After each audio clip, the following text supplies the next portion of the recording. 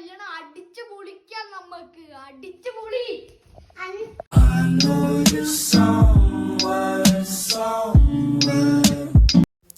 Hey everyone, welcome back.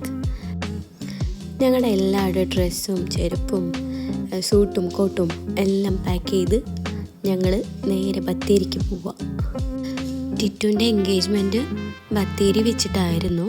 അപ്പോൾ ഗുണ്ടൽപേട്ടയും മുത്തങ്ങ വഴി നമ്മൾ ബത്തേരിക്കാണ് പോകുന്നത്. ആ കാണുന്നതാണ് കേട്ടോ ഗോപാൽ സ്വാമി ഹിൽസ്.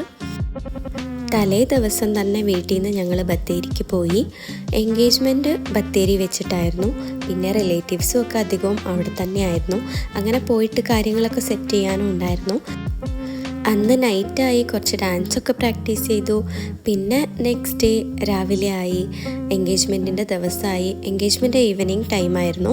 അപ്പോൾ ഞങ്ങൾ മിൻറ്റ് ഫ്ലവറിലൊരു റൂം എടുത്തിട്ടുണ്ടായിരുന്നു ഞങ്ങൾക്ക് റെഡി ആവാൻ വേണ്ടിയിട്ട്. അങ്ങനെ വീട്ടിൽ നിന്ന് അവിടേക്ക് പോയിട്ട് ബ്രൈഡിനെ മേക്കപ്പ് ചെയ്തത് ഞാൻ തന്നെയാണ്. പിന്നെ അങ്ങോട്ടും ഇങ്ങോട്ടും ഒക്കെ മേക്കപ്പ് ചെയ്തു. ബ്രൈഡ് ഇതാ എൻ്റെ ബ്രദറിനെ മേക്കപ്പ് ചെയ്തുകൊണ്ടിരിക്കുകയാണ്. അങ്ങനെ ഞങ്ങൾ മേക്കപ്പൊക്കെ ചെയ്ത് റെഡി ആയിട്ട് ഇറങ്ങുമ്പോൾ അത്യാവശ്യം ലേറ്റ് ആയിട്ടുണ്ടായിരുന്നു. എത്ര ഈവനിങ് ആണെന്ന് പറഞ്ഞാലും എത്ര ടൈം ഉണ്ടെന്ന് പറഞ്ഞാലും ആരും ടൈമിന് ഒന്നും എത്തിക്കില്ല, അതാണ്.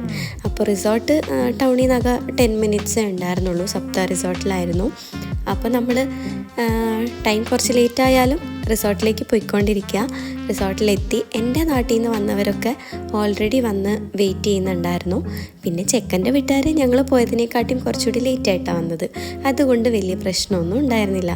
ഇവരൊക്കെ അതാ ബ്രൈഡിനെയും ഗ്രൂമിനെയും വെൽക്കം ചെയ്യാൻ വേണ്ടിയിട്ട് വെയിറ്റ് ചെയ്ത് നിൽക്കുക. അങ്ങനെ ഇതാ നമ്മുടെ ബ്രൈഡും ഗ്രൂമും എത്തിയിരിക്കുകയാണ്.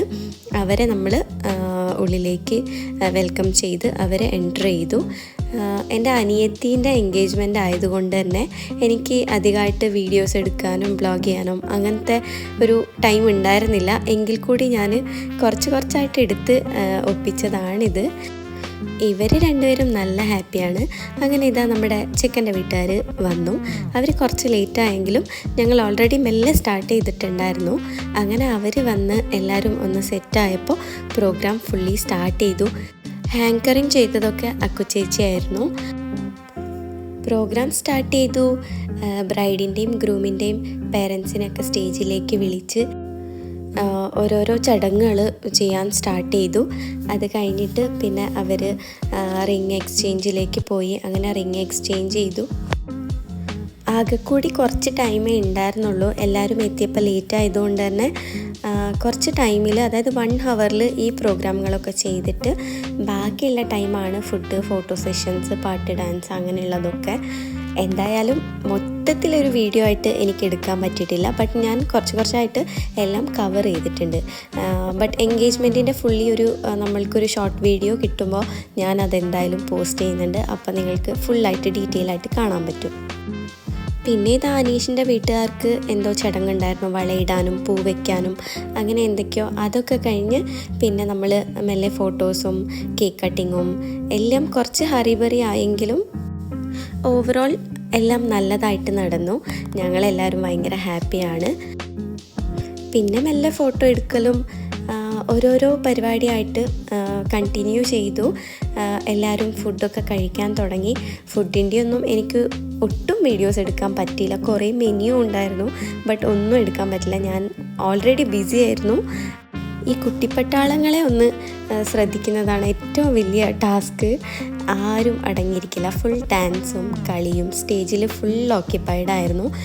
നമ്മളുടെ ഫോട്ടോഗ്രാഫേഴ്സ് ബെസ്റ്റായിരുന്നു. ബട്ട് അവരെ സമ്മതിക്കണം. എന്താണെന്ന് വെച്ചാൽ ഈ മക്കൾ ഫുൾ ഡിസ്റ്റർബ് ചെയ്താലും അവർ എല്ലാം മാനേജ് ചെയ്ത് അടിപൊളിയായിട്ട് എല്ലാം ചെയ്തു. അതുപോലെ ഡെക്കറേഷൻ ആണെങ്കിലും സൂപ്പറായിരുന്നു. അങ്ങനെ പാട്ടും ഡാൻസും ഒക്കെ മെല്ലെ മെല്ലെ തുടങ്ങി.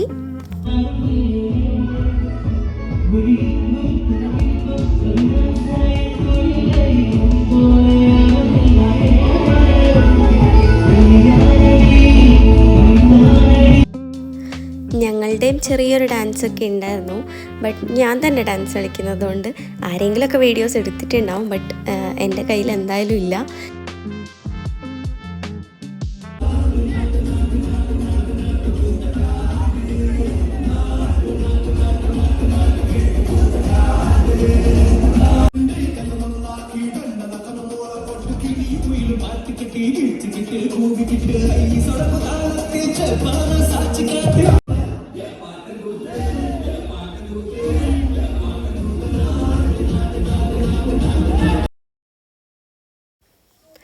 അങ്ങനെ എല്ലാവരും ഫുഡ് കഴിച്ച് മെല്ലെ എല്ലാവരും പോവാൻ തുടങ്ങി.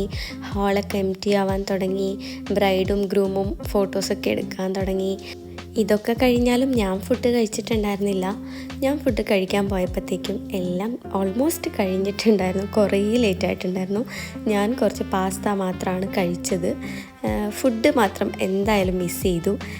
ഓവറോൾ മെനു ഒക്കെ അറേഞ്ച് ചെയ്തപ്പോൾ ഒക്കെ വിചാരിച്ചു തിരക്കാണെങ്കിലും കഴിക്കണമെന്ന്. ബട്ട് അത് പറ്റിയില്ല.